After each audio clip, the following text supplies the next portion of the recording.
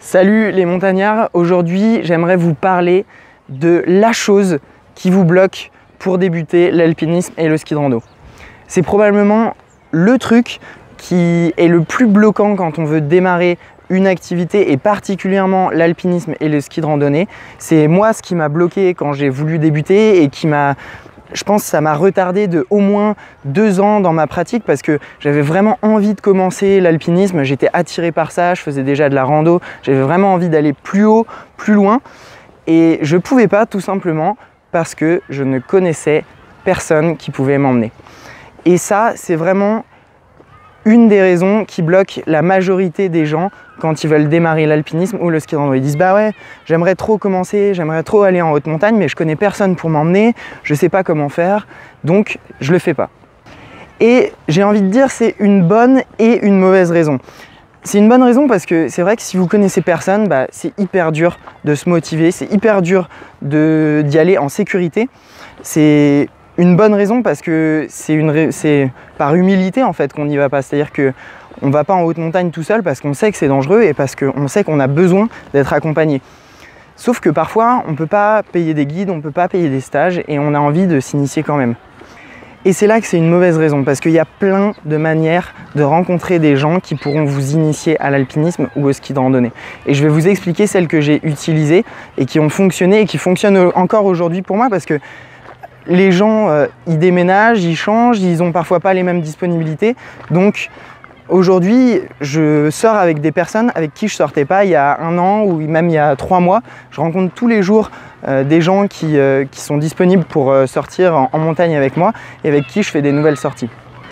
Le premier moyen pour rencontrer des gens, et c'est peut-être le plus efficace, mais c'est aussi celui où vous aurez peut-être le moins de chances de rencontrer des gens qui feront de l'alpinisme ou du ski de rando, c'est la famille et les amis, c'est en fait les connaissances. Et c'est un moyen qui est particulièrement efficace parce que quand vous partez en montagne, vous avez besoin de partir avec des gens en qui vous pouvez avoir confiance. Et les amis et la famille, c'est 2 types de relations où vous pouvez avoir une entière confiance en eux. Donc si vous avez des amis ou même des amis d'amis ou de la famille qui fait de l'alpinisme, qui fait du ski de rando ou qui s'est déjà fait initier, c'est le meilleur moyen pour commencer ces activités. Alors bien sûr, on n'a pas tous des amis, on n'a pas tous de la famille qui peut nous initier à ces 2 activités-là parce que c'est des activités qui ne sont pas pratiquées par beaucoup de monde. Donc je vais vous donner d'autres techniques pour rencontrer des gens qui peuvent vous accompagner. Et la technique que j'ai utilisée pour démarrer le ski de rando, c'est tout simplement Facebook. Les groupes Facebook, aussi simple que ça puisse paraître, j'ai débuté le ski de rando avec quelqu'un que j'ai rencontré sur Facebook. Il y a plein de groupes Facebook sur l'alpinisme et le ski de rando. Il doit y en avoir au moins une dizaine et au moins, si on ajoute tous les membres entre eux, il doit y en avoir 20 000 peut-être. Donc là-dessus, vous pourrez trouver largement de quoi faire en termes de personnes qui puissent sortir avec vous. Et moi, quand j'ai débuté le ski de randonnée, je connaissais personne, ou en tout cas les personnes que je connaissais n'étaient pas forcément disponibles à ce moment-là. Et du coup, j'y suis tout simplement allé au culot. J'ai mis un message sur un groupe Facebook qui s'appelle Alpinisme Massif du Mont Blanc. J'ai mis un message, salut à tous, j'aimerais faire une sortie ski de rando tel week-end. Est-ce qu'il y a des gens chauds pour m'accompagner ? Et donc j'ai reçu une réponse d'un gars, on a commencé à discuter par échange de messages et il m'a dit et du coup t'as quel niveau ? Donc la question qui arrive fatidique, c'est toujours la même évidemment, puisque quand vous sortez, vous devez vous assurer du niveau de la personne et de son expérience avant de sortir avec elle. C'est essentiel, sinon vous partez avec n'importe qui et il peut vous arriver des merdes. Donc la question arrive, t'as quel niveau ? Et là moi je lui réponds, niveau raquette, ça va ? Donc là évidemment il s'est un peu foutu de ma gueule parce que les raquettes et le ski de randonnée ça n'a absolument rien à voir. Vous avez beau faire des raquettes, ça vous aidera pas vraiment pour le ski de rando, à part pour la notion de la montagne, la connaissance de la montagne en général, mais bon, voilà, globalement, ça sert un peu à rien, quoi. Donc j'étais un complet débutant à ce moment-là en ski de randonnée, et donc je lui avoue, je lui dis, écoute, j'ai jamais fait de ski de rando, mais je suis hyper motivé, si tu veux tout ce dont tu as besoin, je peux le faire. Si tu as besoin que je te fasse une dérogation pour dire que ça ne sera pas ta responsabilité s'il arrive quelque chose, je le ferai. S'il te plaît, emmène-moi. Je l'ai presque supplié pour qu'il m'emmène. Et en fait, ça a fini par marcher. À force de lui montrer ma motivation, il m'a dit « Bon, écoute, je te garantis rien, mais on se retrouve à tel lieu samedi matin et puis on verra bien si on fait quelque chose. À tout moment, je me garde le droit d'annuler la sortie. » Et donc, je me suis retrouvé comme ça à organiser une sortie avec un gars que j'avais jamais vu de ma vie et qui me proposait de m'initier au ski de randonnée, à cette discipline que je voulais tant essayer depuis maintenant plusieurs mois. Donc, me voilà parti. Et donc en fait, il s'est trouvé que ce mec était hyper sympa et on s'est très bien entendu. On a fait une super sortie. Pour moi, c'était une des plus belles sorties de ma vie. Alors que quand je repense à toutes les sorties que j'ai fait aujourd'hui, il y en avait qui étaient beaucoup mieux en termes de météo, en termes de courses, de sommets, etc. Il y avait plein de choses qui étaient vachement mieux. Sauf que dans cette sortie-là, c'était la première, donc il y avait l'excitation et on était sur glacier. On avait fait le col du Passon, dans le massif du Mont Blanc. Et c'était une sortie qui était déjà exceptionnelle pour une sortie d'initiation. Honnêtement, c'était un truc presque un peu... Enfin, c'est un peu dur, je ne vous la recommande pas pour votre première sortie. Mais pour moi, c'est resté vraiment magique. Même si on était dans la tempête, même s'il n'y avait personne, c'était une sortie de fou. Et donc, j'ai gardé contact avec cette personne-là. D'ailleurs, elle se reconnaîtra certainement. Si tu vois la vidéo, je te passe le bonjour, Bertrand. En fait, voilà, c'est tout simple. Vous avez qu'à mettre un message sur un groupe Facebook. Alors après, ça peut être groupe Facebook, ça peut aussi être des forums. Il y a Ski Tour, Camp to Camp. Je pense que c'est des forums que vous connaissez, même Ski Pass, où vous pouvez trouver plein de compagnons, plein de potes pour aller sortir en ski de rando ou en alpinisme. Donc je vous recommande vivement d'aller mettre des messages sur ce genre de forum ou de groupe Facebook. Je vous recommande, alors c'est un peu fourbe, je vous l'accorde, mais ça vous permettra d'avoir plus de réponses. Je ne vous recommande pas de dire que vous êtes débutant tout de suite. Vous mettez d'abord un message, salut, qui est dispo pour une sortie, machin, machin.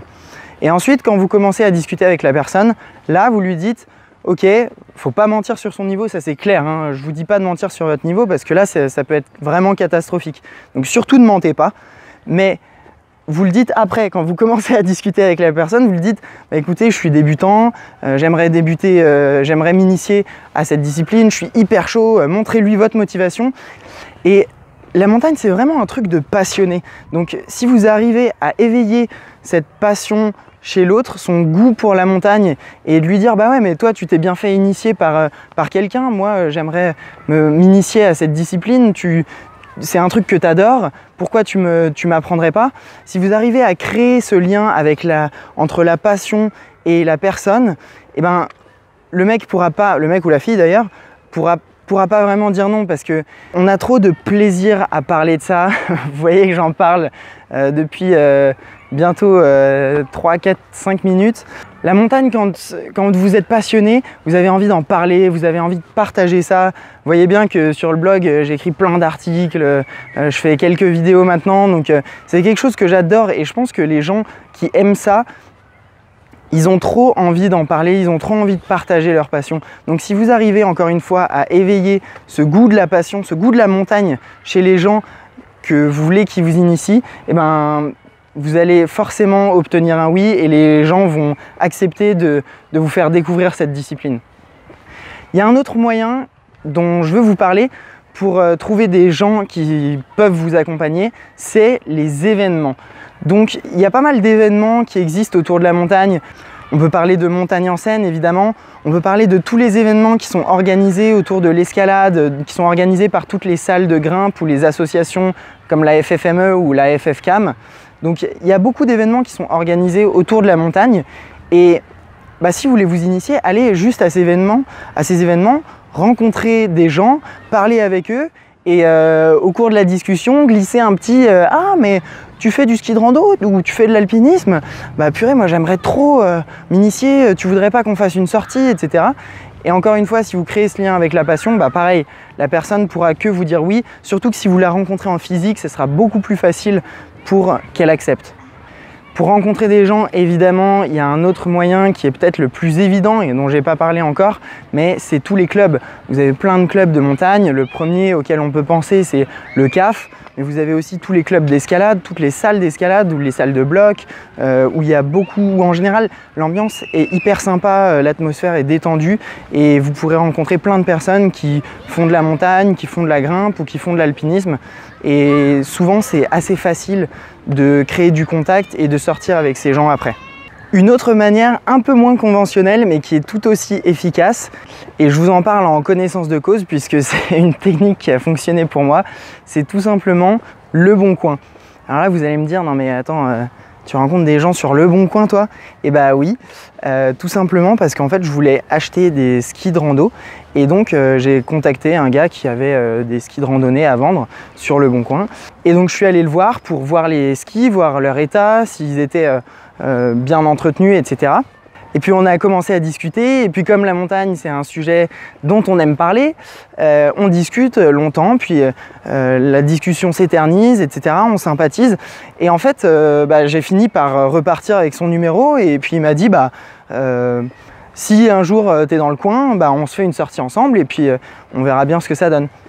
Et ça peut vous arriver à chaque fois que vous allez acheter du matériel de montagne. Donc quand vous allez acheter vos skis, quand vous allez acheter vos pots, quand vous allez acheter vos chaussures ou vos piolets, vous pouvez aller discuter avec le gars. Souvent c'est des gens qui sont autour de vous parce que vous allez acheter du matériel d'une personne qui est dans votre ville. Donc souvent c'est des gens qui sont quand même proches de vous, donc qui sont plus susceptibles de partir avec vous aussi. Et du coup ça peut être un moyen tout à fait efficace pour rencontrer des personnes pour aller en montagne. Et enfin le dernier moyen pour rencontrer des gens, et c'est peut-être un des plus évidents mais auquel on ne pense pas forcément, c'est tout simplement d'aller en montagne. Parce que quand vous allez aller en montagne, vous allez dormir dans des refuges, vous allez discuter avec des gens que vous croisez, et vu que l'esprit montagnard c'est quelque chose d'assez fort, quand vous allez en montagne, tout le monde globalement est bienveillant avec tout le monde. Les gens sont ouverts à la discussion, les gens sont ouverts pour vous donner des conseils, pour vous donner des infos sur les conditions. Donc il y a quand même quelque chose de très fort en montagne, et c'est ça qui est cool aussi, c'est-à-dire que moi j'adore cet esprit-là qu'on retrouve un peu dans les salles de grimpe en ville, cet esprit de solidarité et de confiance mutuelle. Et il faut jouer là-dessus, il faut capitaliser là-dessus, c'est-à-dire que quand vous partez, que vous dormez en refuge, parce que c'est là où c'est vraiment le plus facile pour rencontrer des gens. Vous discutez, je peux te prendre un petit paquet de pâtes, je peux te prendre du sel ou quoi, ou quel sommet tu fais demain, ou etc. Par quel itinéraire tu passes. Bref, il y a plein de sujets à aborder. Quand vous allez dormir en refuge, vous discutez forcément avec les gens. Et donc ça, c'est un super moyen pour se faire des potes et pour trouver des futurs compagnons de cordée pour sortir en montagne. Donc, si jamais vraiment les techniques précédentes n'ont pas marché, tout simplement aller dans un refuge. En général, les marges d'approche pour aller dans les refuges, elles ne sont pas très compliquées. Parfois, il y a des passages sur glacier, donc faites attention, n'y allez pas si vous n'avez jamais fait ça, évidemment. Mais si vous voulez vraiment rencontrer des gens et que vous avez du mal, allez dans un refuge, faites un petit sommet vraiment facile et profitez-en pour rencontrer un max de personnes et prenez leur numéro et organisez une sortie avec eux plus tard. Donc pour récapituler, on a 7, j'ai pas assez de mains, on a 7 moyens pour rencontrer des personnes pour faire des sorties en montagne. On a d'abord les connaissances, donc la famille, les amis. On a les groupes Facebook, donc les groupes Facebook, mais les groupes de tous les réseaux sociaux. On a les forums spécialisés, donc Ski Pass, Ski Tour, Camp to Camp. On a aussi les événements, donc Montagne en Seine, tous les événements de grimpe qu'il peut y avoir autour de chez vous. On a Le Bon Coin ou tous les autres moyens pour acheter du matériel. Ça peut être les marketplaces sur Facebook par exemple, où vous pouvez acheter du matos. On a aussi les clubs, donc le CAF et autres, et les refuges ou le milieu de la montagne de manière générale, où là vous pouvez rencontrer des gens très facilement. Donc grâce à tout ça, j'espère que vous trouverez des gens avec qui partir en montagne. C'est vraiment un des trucs qui bloque le plus les débutants, et c'est vraiment dommage parce que c'est pas si compliqué que ça de trouver des gens pour s'initier. Et en plus, vous pouvez faire des belles rencontres, et ça c'est cool. Et de les faire en montagne, c'est encore mieux, je trouve. Donc c'est un super moyen de rencontrer des gens. Donc n'hésitez pas, osez, ayez du culot, et dites-moi dans les commentaires si ça a fonctionné. si vous voulez aller plus loin pour vous initier en montagne et que vous avez d'autres problèmes, j'ai écrit 2 guides, donc un pour le ski de rando et un pour l'alpinisme, qui reprennent les étapes à suivre, tous les problèmes de débutants que vous pouvez avoir quand vous débutez dans ces 2 disciplines, et je les ai compilés dans un guide qui vous donne un peu les solutions et les techniques à connaître pour débuter. Donc vous pouvez le télécharger, c'est juste en dessous dans la description. C'est vraiment le truc que j'aurais aimé avoir quand j'ai débuté l'alpinisme et le ski de rando, donc j'ai essayé de le faire pour que ça vous soit le plus utile possible, que ça vous apporte le plus de valeur. Donc n'hésitez pas à me donner d'ailleurs des feedbacks là-dessus pour que je l'améliore. Et puis laissez un petit pouce en l'air à la vidéo, ça fait toujours plaisir, et abonnez-vous. Et en attendant, je vous dis à bientôt dans les hauteurs. Ciao!